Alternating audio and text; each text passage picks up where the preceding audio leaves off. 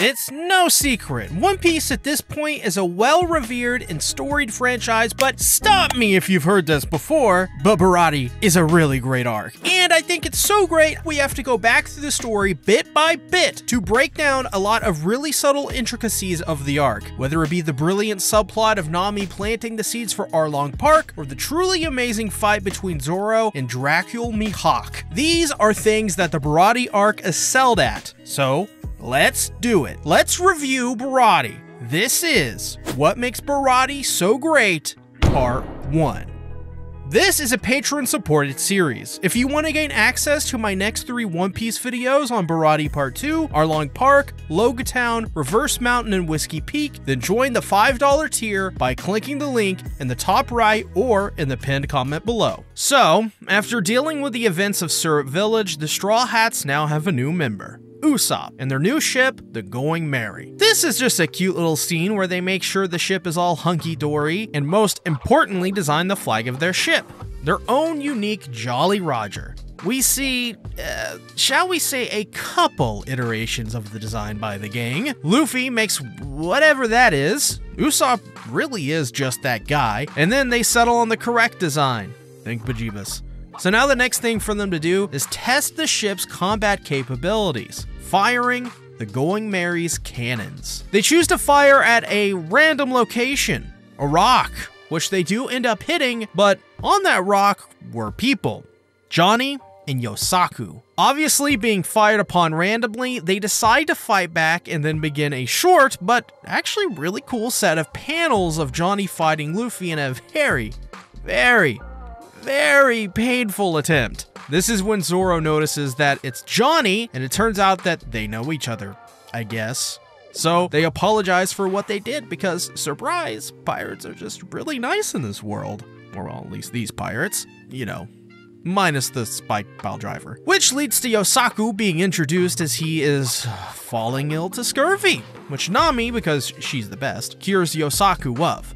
Though, and rightfully so, this is a learning lesson for them to get a cook, and thus are recommended to head to a special floating restaurant called Baratie. I'm not sure how to pronounce that, so fire away in the comments if I got that wrong. This was a pretty nice introduction to this arc because much like the arcs before it, this continues the trend of creatively leading into a new scenario.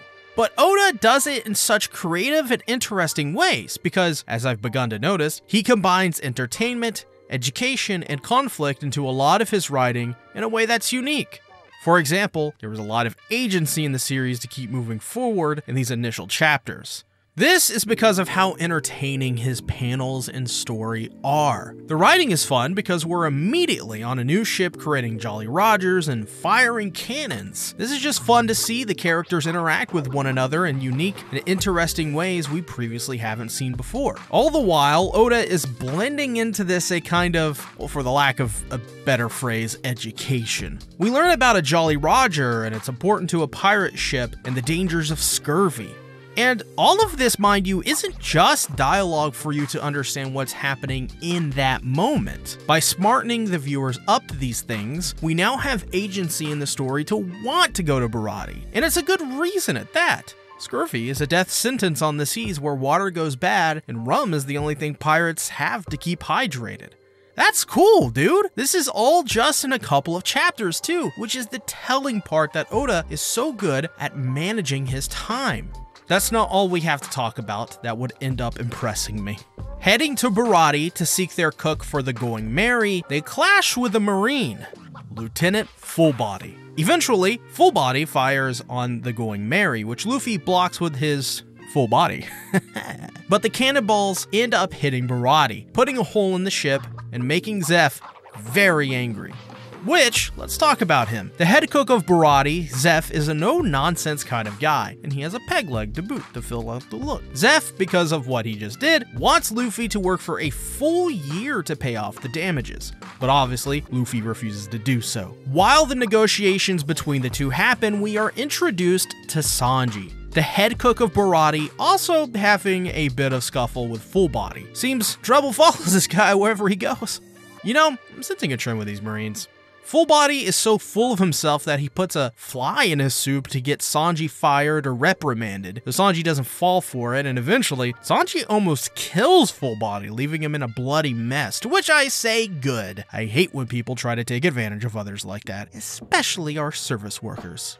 Full Body, well, he is just not a good guy at all, and I think that what makes his character infuriating is that he's so full of himself, hence the name. So what better way to introduce your new character Sanji than to put Full Body in his place? It also shows that Sanji is a professional and he's so good at his job that he doesn't believe he'd mess up a dish like that. I mean, it is soup after all. So in that way, it shows that Sanji is a stickler for the details. He doesn't miss things. He's very aware of his surroundings and who he is. Also, the dude is something else as a fighter because he easily is able to deal with Full Body. Though, that could just be Full Body's incompetence as a Marine Lieutenant.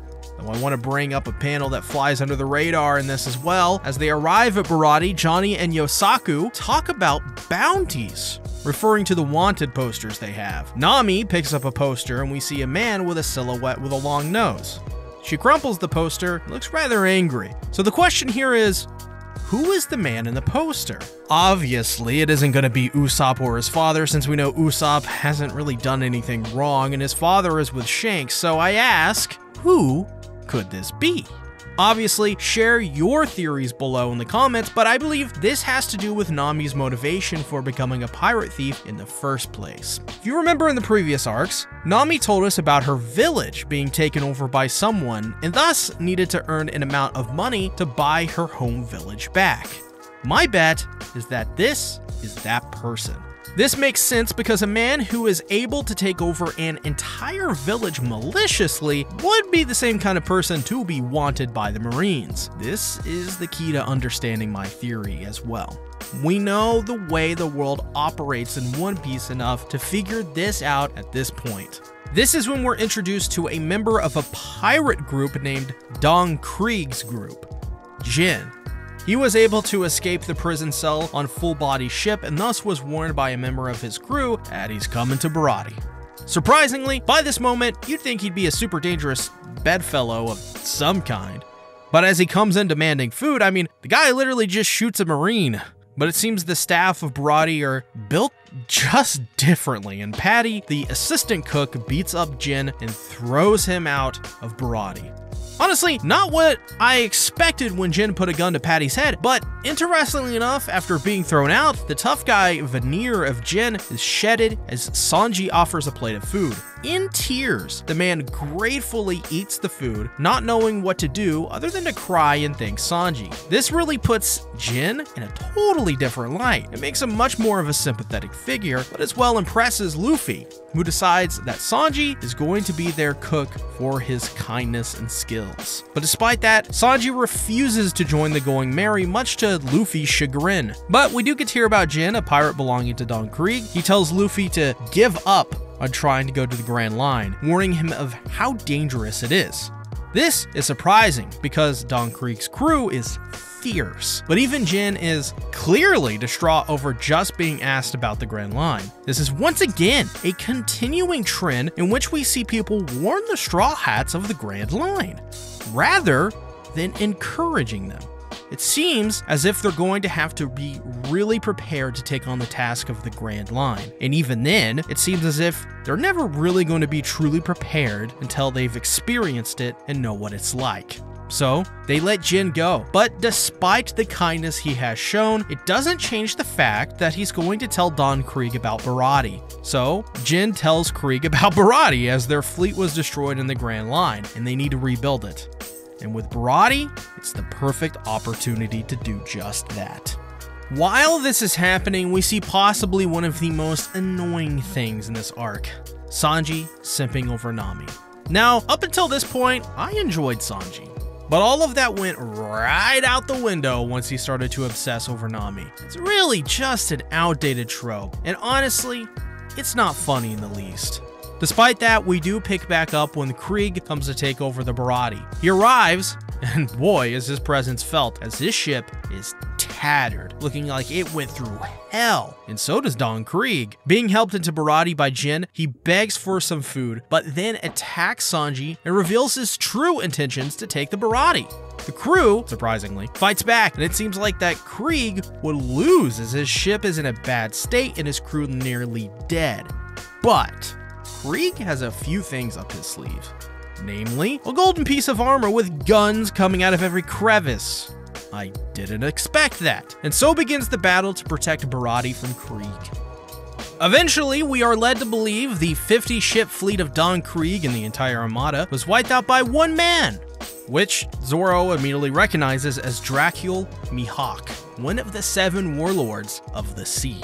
These swordsmen are believed to be the strongest among the seas, and Zoro doesn't take that fact lightly. Zoro, himself wanting to become the world's greatest swordsman, is still up for a challenge. Which is impressive, and is when Krieg's ship is suddenly cut into pieces. The hawk-eyed swordsman, Dracul Mihawk, has arrived in the flesh. Though, on the flip side, in the battle, Luffy and the Straw Hats realize that this could damage the Going Merry, and they sure as hell don't need Krieg taking it either, so they try to move it. But something totally out of left field happens. Nami steals their ship with everything on it and disappears. This is something I totally did not expect, as it seems Nami at this point in the story was accepting her role as a navigator and enjoying her time as a Straw Hat. Even Luffy, after all of this, even this moment, still wants her to be his navigator, showing his dedication to her. So I ask, what's happening to Nami? We see just moments after Nami double crosses them in tears, wondering if they'll still consider her a friend, if they'll ever meet again. And it seems that she's doing it to obtain her freedom, mentioning someone by the name of Belmere. Could Belmere be the person on the wanted poster? Could she be wanting to obtain freedom from that person? I think at this point, this could be one of our most likely explanations. Back at the battle with the Straw Hats, Zoro takes on Mihawk, wanting to prove he's the strongest swordsman. First of all, oh my god, this fight was freaking awesome.